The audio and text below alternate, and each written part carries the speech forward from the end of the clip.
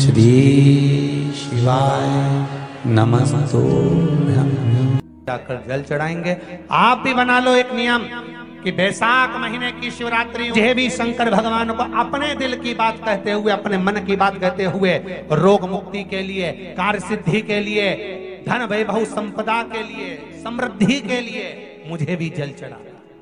मैं भी जल से एक लोटा पानी शिव जी को, उसमें बेलपत्र डालने के बाद हेड लें।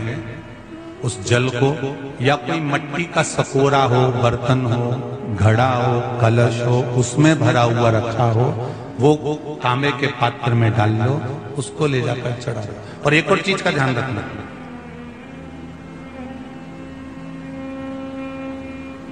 अगर असाध्य रोग, जैसे ऐसा रोग हो जो समाप्त नहीं हो रहा हो, कैंसर, किडनी, लीवर, या किसी का डायलिसिस चल रहा हो, या लीवर काम नहीं कर रहा हो, या शरीर की कोई हड्डी जुड़ नहीं रही हो, तो जो जल शिवजी को लोग चढ़ा रहे हैं वो जल को आचमन कर लेना। और आचमन शंकर भगवान की छोटी बेटी अशोक सुंदरी के नाम से करना, उसका आचमन केवल अशोक सुंदरी के नाम से। और शंकर भगवान की सबसे छोटी लड़की अशोक सुंदरी नंदनवन में पैदा हुई, जन्म ली, नंदनवन में जन्म लिया। नंदनवन मतलब काशी। घर के छोटे बच्चों को भी बोलो, बड़ों को भी बोलो, बुजुर्गों को भी बोलो, चलो एक लोटा पानी चढ़ा के आते हैं, चलो।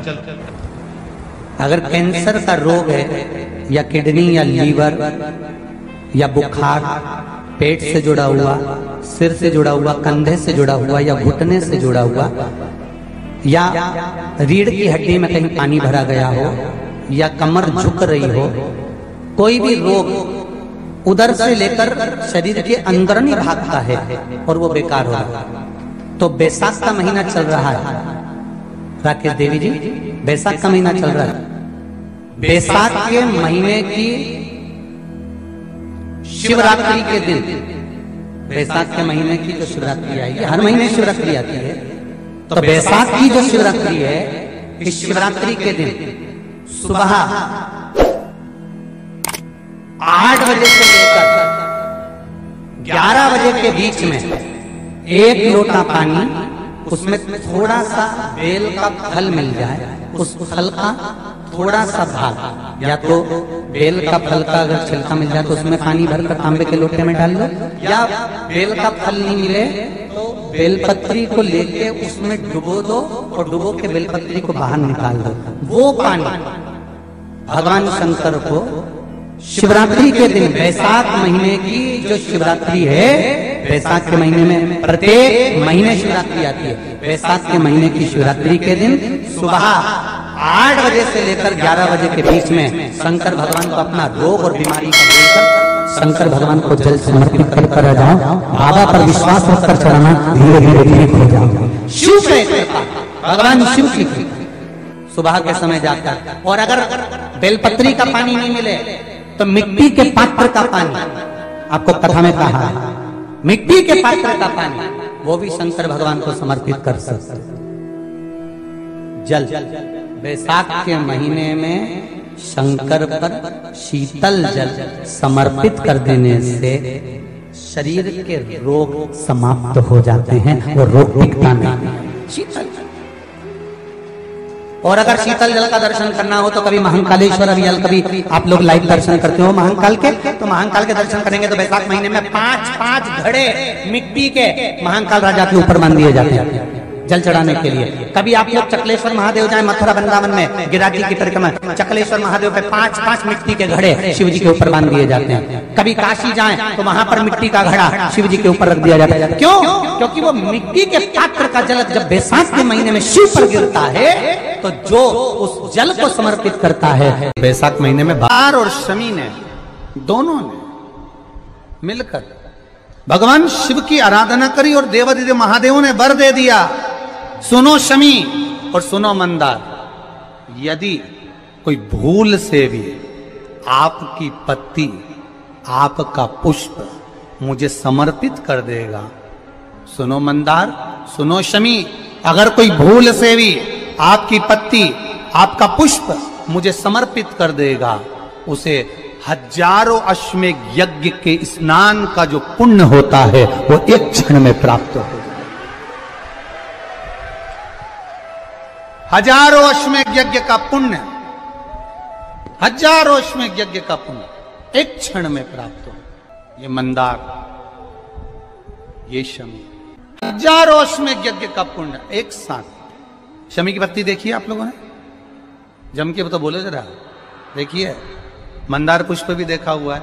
अब शमी की जो पत्ती होती है, उस शमी की पत्ती को भगवान देवादिदेव महादेव पर चढ़ाने का, शमी की पत्ती जो होती है, उस शमी की पत्ती को चढ़ाने का एक नियम भी होता है। थोड़ा सावधानी से सुनना इस नियम को, जो आपके जीवन को सार्थक बना सकता है। शमी की पत्री को चढ़ाने का एक नियम है, बड़ा सुंदर नियम, आपके जीवन में उतारने लगा। महाराज, जब सारा श्रृंगार मेरे देवादिदेव महादेव का हो जाए, बहुत ध्यान से सुनना, ये प्रसंग आया नहीं पहले, आज अगर कुबेरेश्वर बाबा की पावन धरा पर यह प्रसंग निकला है तो उसको ध्यान से सुनिए। पत्ती, शमी की जो पत्ती होती है, उस शमी की पत्ती को कब, कैसे और कहां चढ़ाना चाहिए, और शमी की पत्ती का फल क्या होता है, वो भी अभी हम समझ लें उसको। शमी की पत्ती, संपूर्ण स्नान भगवान का हो जाए, संपूर्ण स्नान आप समझे उसको। जैसे जब देवादिदेव महादेव को शमी का पत्ता चढ़ाया जाता है, कब चढ़ाते हैं, जब आपने संपूर्ण जलाधारी को हाथ से साफ कर दिया हो, शिवलिंग पर जल चढ़ा दिया हो, शिवलिंग का पूरा श्रृंगार आपने कर दिया हो, संपूर्ण श्रृंगार मेरे देवादिदेव महादेव का हो गया, संपूर्ण श्रृंगार। बाबा को चंदन का लेपन, अबीर, गुलाल, अक्षत, बेलपत्र, धतूरा, जो भी तुम्हें चढ़ाना है सब कुछ तुमने चढ़ा दिया, सारा श्रृंगार मेरे देवादिदेव महादेव का हो गया। तब शमी की पत्ती को मां जगतजननी की जो जलाधारी है उस पर मात्र स्पर्श कराकर शिव के शिवलिंग पर आखिरी में समर्पित कर देना चाहिए, जिससे हमारी मन की जो कामना है वह मां जगतजननी देवादिदेव महादेव से उनके कानों में श्रवण कर। शमी पत्र, मेरा बाबा भोलेनाथ, मेरा बाबा विश्वनाथ, मेरा त्रिकालदर्शी कैलाशी अविनाशी कह रहा है कि हे पार्वती,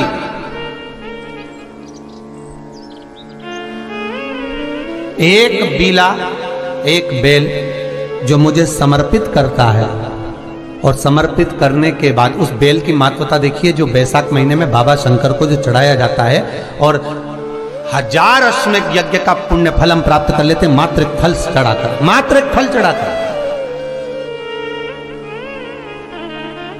हे पार्वती,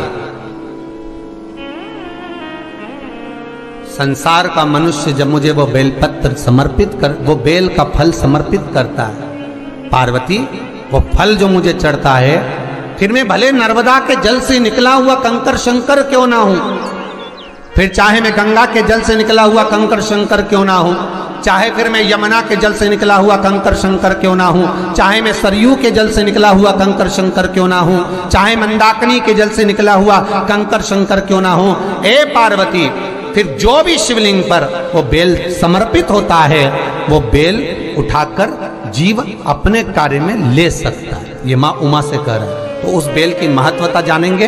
अब अपन उस बेल को जानने के लिए वापिस स्कंद पुराण में चले, तो स्कंद पुराण में लिखा हुआ है कि जो बेल बैसाख के महीने में शंकर को चढ़ाया जाता है, वो बेल का फल उठाकर रख लिया जाता है। बैसाख के महीने में उस चढ़े हुए, बाकी के आपको बेल का फल खाना हो तो बात दूसरी, पर चढ़ा हुआ जो बेल का फल है वो पूरा बैसाख नहीं खाना। बैसाख के बाद में अगला जो महीना आए, उस महीने के अंदर उस फल के अंदर का गुर्दा निकालकर उसको सुखा लीजिए, और सुखाकर जिस व्यक्ति को पथरी की बीमारी हो और जिस व्यक्ति को पेट में बहुत भोजन पचता ही नहीं है, पूरा शरीर पाचन क्रिया बेकार हो गई, उस व्यक्ति को केवल 7 दिन तक शंकर पर चढ़ा हुआ वो बेलपत्र प्रदान कर दीजिए। पथरी भी बाहर और पाचन क्रिया भी ठीक, जिंदगी भर तकलीफ नहीं। उस बैसाख में उस फल की इतनी महत्वता बाबा भोलेनाथ स्कंद पुराण, लिंग पुराण, नर्मदा पुराण, पद्म पुराण के अंतर्गत, शिव महापुराण के अंतर्गत वर्णन कर, उसकी महत्वता है। वो बेल का फल साधारण नहीं हो सकता। हर हर महादेव, श्री शिवाय नमस्तुभ्यं। साथियों, इसी तरह से उपायों को जानने के लिए चैनल को जरूर सब्सक्राइब कर दीजिए। महाकाल बाबा सबकी कामना पूर्ण करें। इसी के साथ मिलते हैं नए उपायों के साथ। आपको सारे सटीक उपाय अपने इस चैनल से जरूर प्राप्त होंगे, इसलिए चैनल को सब्सक्राइब करना ना भूलें। हर हर महा